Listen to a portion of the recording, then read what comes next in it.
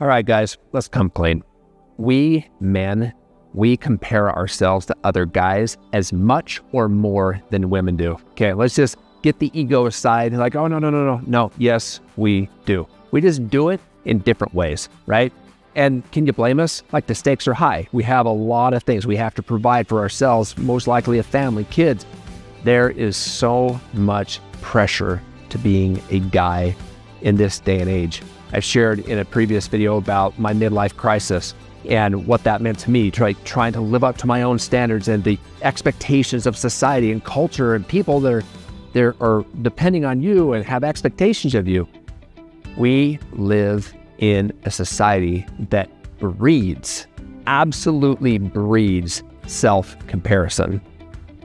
Now, before you are resistant to that, look into your own life with an open mind, and I can guarantee you will find that. This happens on a daily basis. We compare salaries, we compare cars, we compare houses, we compare, how clean cut our grass is, who our neighbors are.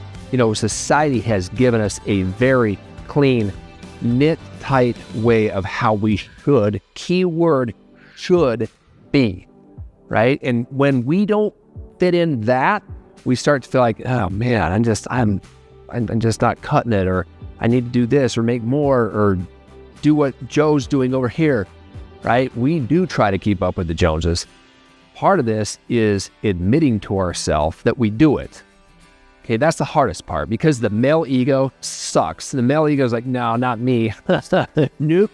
No, we all do that.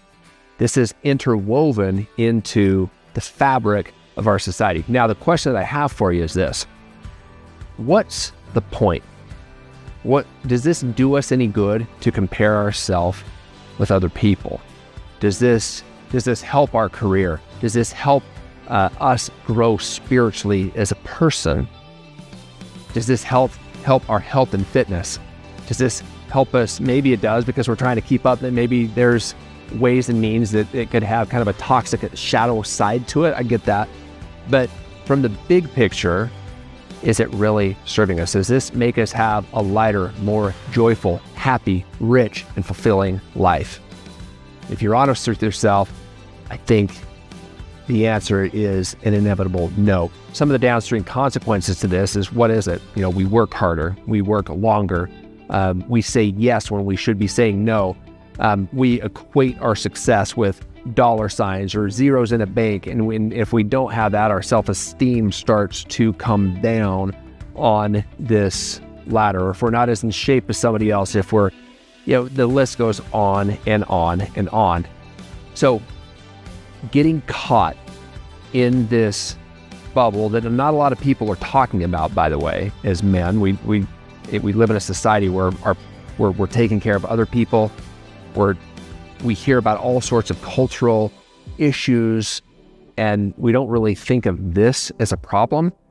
And again, to be stereotypical, we shove that, women just compare this. No, we do too. If we see this for what it is, and this is where I want you to be introspective with yourself, ask yourself what it does to you internally. Does it make you feel good? Does it make you feel heavy? Does it breed anxiousness? Does it breed contentment? Right? And honestly, no. Like I said before, the answer to these questions is a no. So then, what is the solution to this? What do we do about this? Well, I want to introduce a concept. This comes from the great Paul Chek, to give credit where credit is due. He is one of my primary mentors, and he has come up with a concept that he calls it I, we, all. Okay, so which means I, as an individual, have to take care of myself. And when I say take care of myself, I'm talking about the PEMS model that I often talk about: physical, emotional, mental, spiritual. I have to take care of those needs first. So I, before we would be like your immediate circle of family, intimate relationships, kids, friends, close acquaintances, all of those, your immediate work circle. Before you can show up for that classification of people in your life, you have to be taken care of. You have to have the energy, physically, emotionally, mentally, and spiritually, before you can give that to another human being, right? This is a fundamental principle that we often let go of. Now, if you're resistant to that idea, think of it. What happens when you get busy? Is fitness on the top of your totem pole, or does it slide to the bottom? Are you taking time in those times of high stress for deep breathing or meditation, or taking a nap when you feel like you need one or you're exhausted, or making enough time for sleeping, right? Or does that go to the wayside, right? Taking time for yourself, right? So that we, again, your closest knit communities, friends, acquaintances, intimate relationships, etc., can thrive. Then it moves to the I, we, all. All is the collective. This is your community. And that it can expand up to the world population, right? If I, as an individual, want to contribute to society, let's just call it that to keep it simple, the I and the we have to be intact. I can't just scapegoat it. Sorry, I'm getting rid of my little fly friend here.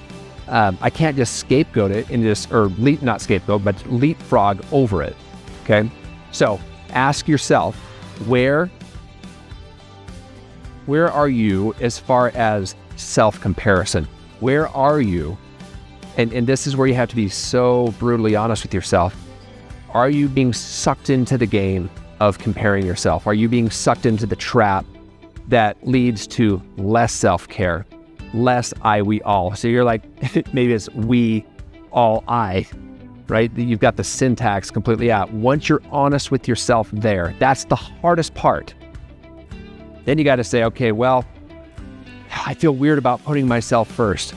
But again, how can you serve another human being if you don't even have the resources to do so, okay? There's really no need for self-comparison, and we know this intellectually, but I'm asking us to somatically engage this, mentally feel the anxiety that comes with that, feel the pressure that comes with that, see the consequences of when we neglect ourselves physically, emotionally, mentally, or spiritually. They're there. They're in plain sight. We see the consequences, but we have to be aware of them. Without awareness, our consciousness goes south, and that is where shit hits the fan, and we don't want that, okay? So if you've enjoyed this, please share this with a friend if you feel that this could be helpful. I mean, this is a global problem amongst us guys. Please help by sharing this. And if you'd like help on your own health and fitness journey, I am here. I can help you. We do a free discovery call. You can click on it here, and we'll hop on a quick 15-minute phone call, and in a very low pressure, non-salesy way, just really learn about you, learn about your health and wellness. Where are you at on your journey, and where do you want to go? Especially being a guy in your 40s, it's a unique time in life, which requires a unique approach. So if that sounds appealing, that's always available. And if not, that's okay too. I am honored that you're here watching this. Remember, life is good. It always was and always will be. And we will see you on the next video. Take care.